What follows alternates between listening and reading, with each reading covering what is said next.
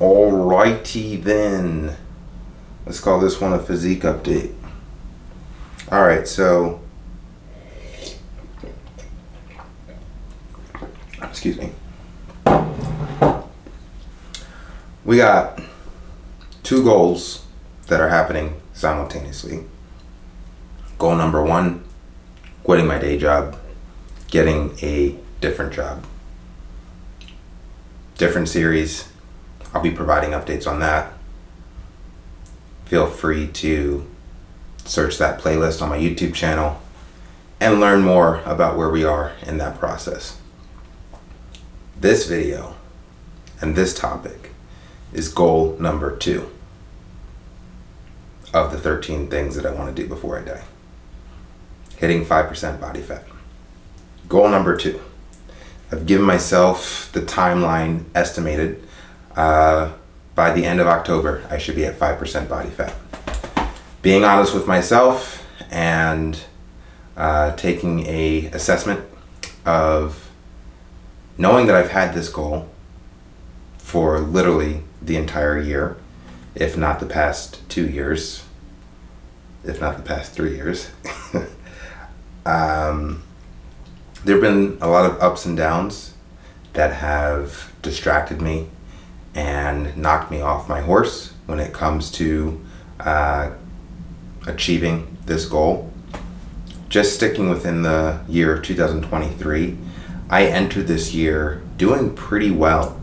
I was on a 1,700 calorie diet, which means I was eating 1,700 calories a day, and any calorie over that.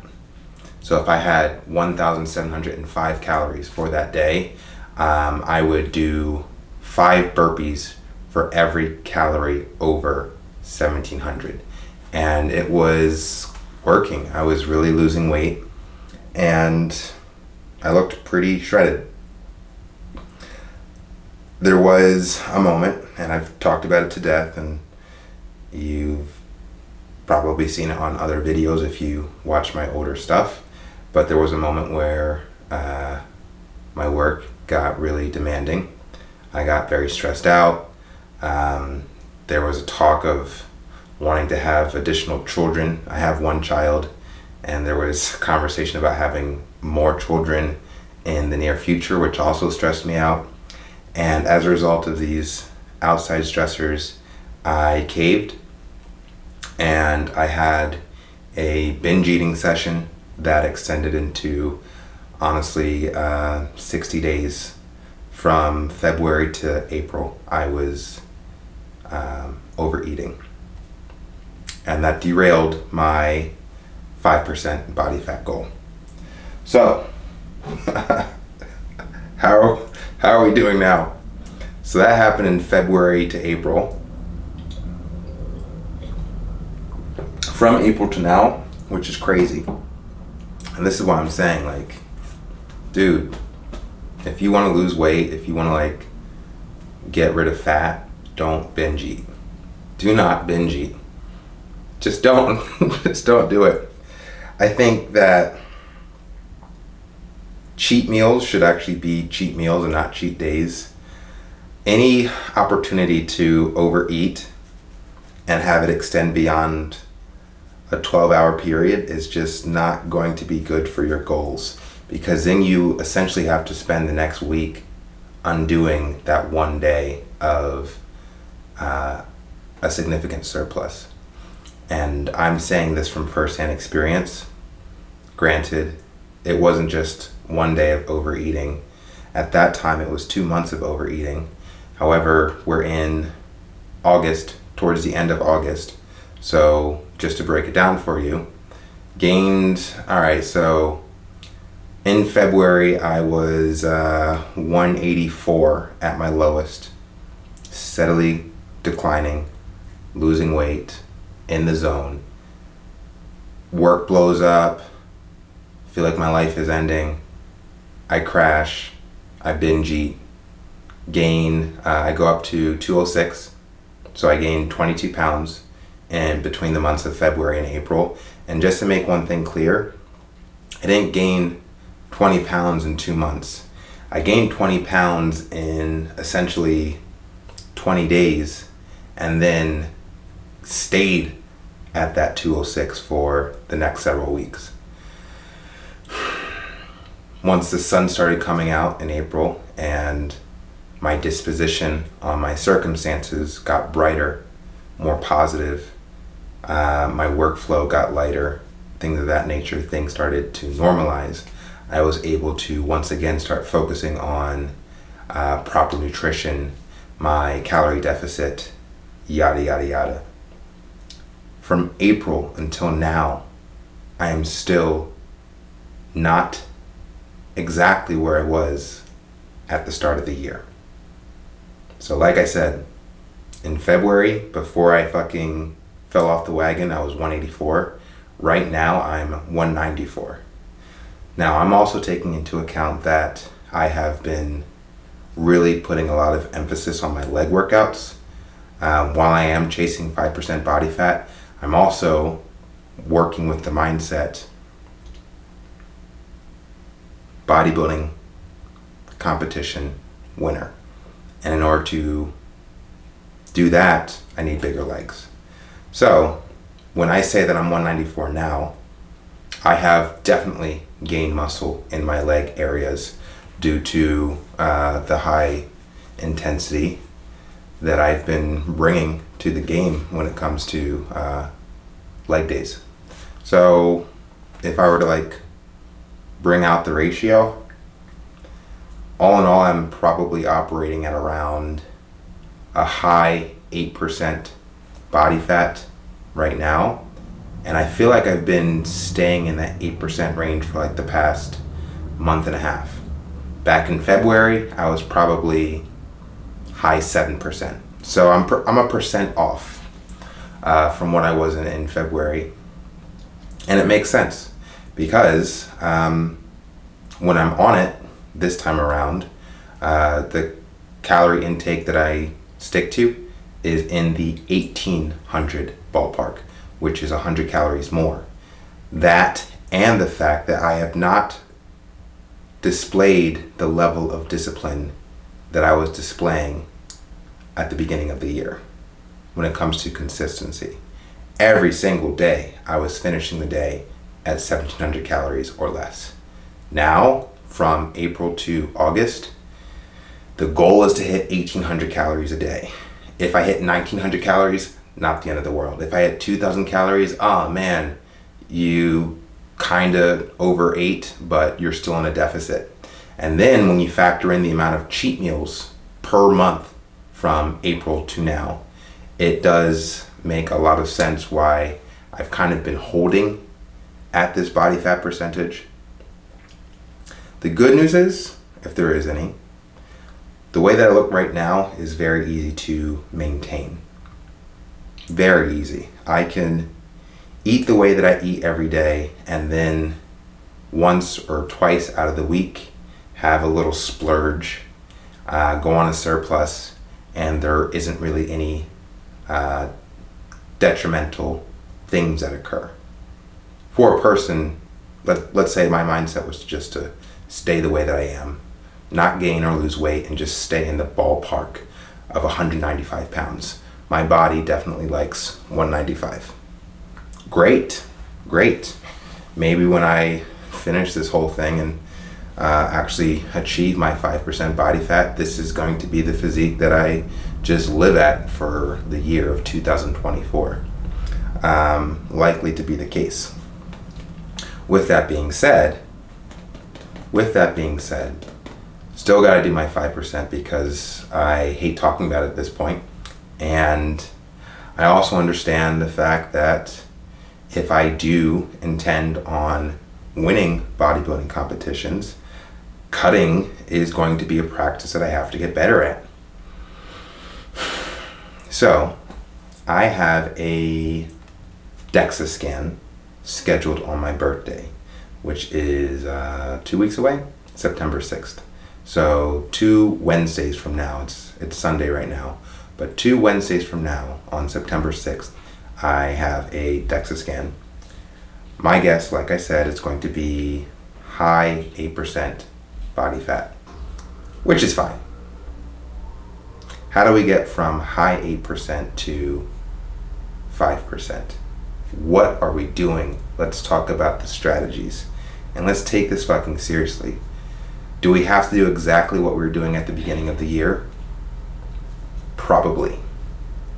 Does that mean we have to cut the calories down to 1,700 calories every day from now until I hit 5%? Good question.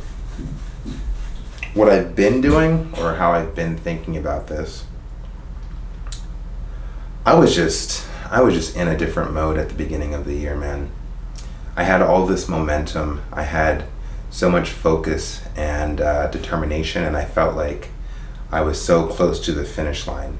I had so much energy and gusto, and it felt like everything was going to go right.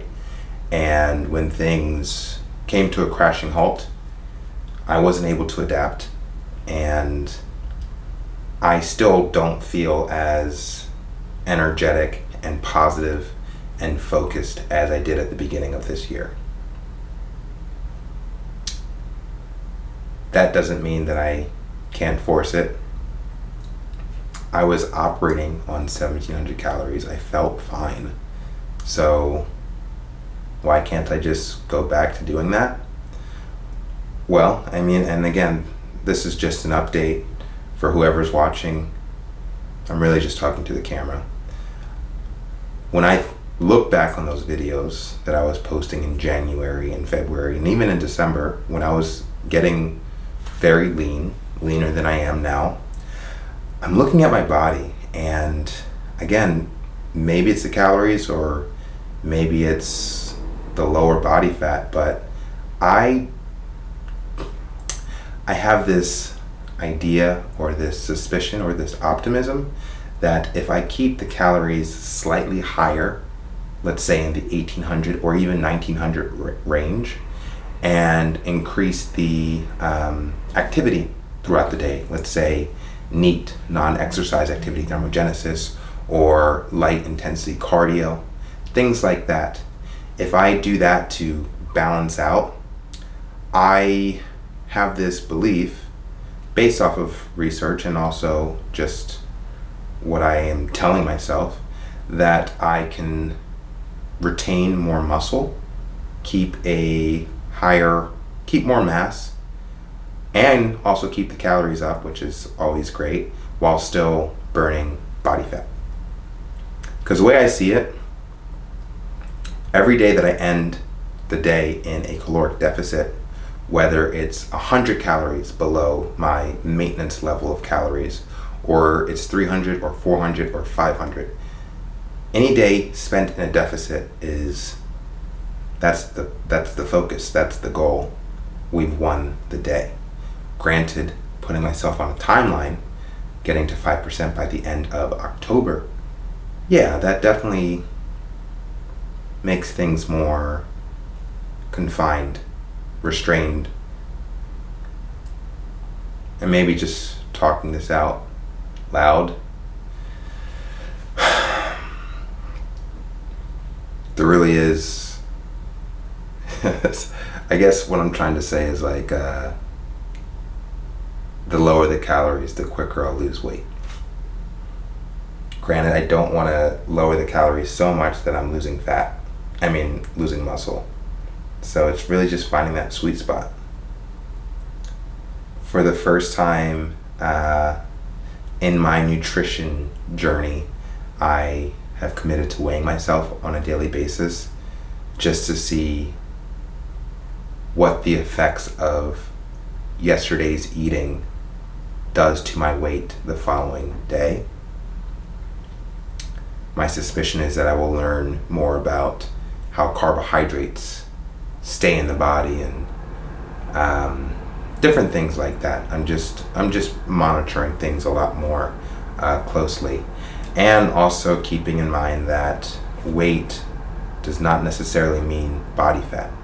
I will be relying on the DEXA scan to determine how much body fat I have left to lose. So there is a lot of tracking, prioritizing, getting as much activity as I can, no matter what the calorie count is.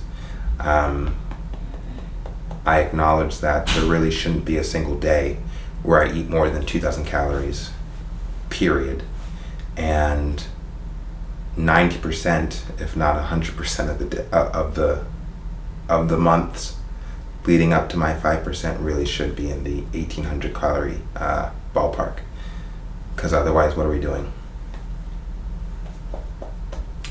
And even saying all this right now, in my next update, I know that it's going to be like, we need to just...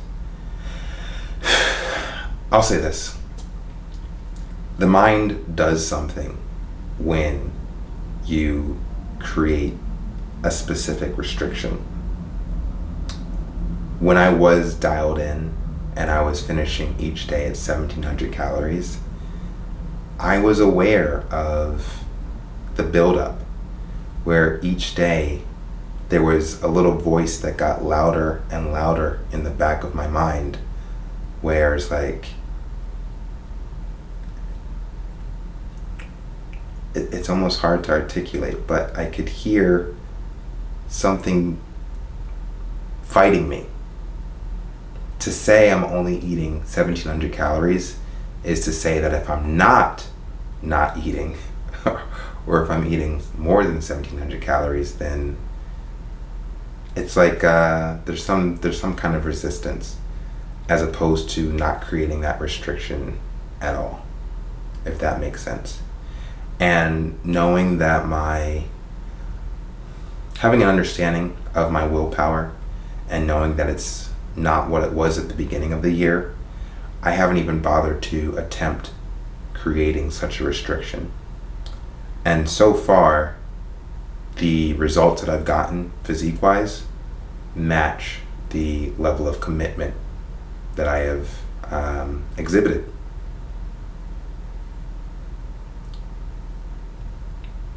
%of my days I eat in the range of 1,800 to 1,900 calories. And then on the other days, I might find myself in a surplus, which ruins my progress. Hence why I've lost 10 pounds in the past 3 months. I could have lost more. But I will say, and I'll leave this with a positive note, I do solemnly believe, let me say that again and say it confidently. I do solemnly believe that over the course of these next several weeks, I will find that focus and that belief and that energy that was there at the beginning of this year to see this thing through once and for all. And once it's over, there ain't nothing like completing a goal that's important to you. There's nothing like it. And that will be so goddamn satisfying. And then it'll all be about main gaining. To quote Coach Greg Doucette, main gaining will be all of 2024. Keeping this body fat percentage, like I said, high 8%, 9%-ish. Man, I would be pissed if I saw 9%. But yeah, keeping this body fat percentage while gaining mass, specifically in the legs, and all around just perfecting the physique until it's time to compete later on in 2024 or sometime in 2025. So, more updates to come. We're looking at like 8 weeks. Gotta take this seriously. I'm abusing stevia. Abusing it. Which kind of makes me nervous because it's like, should we be abusing anything? I'll get into it on another one. Alright, this is my update for the 5%. Let's call this episode 1. More to come.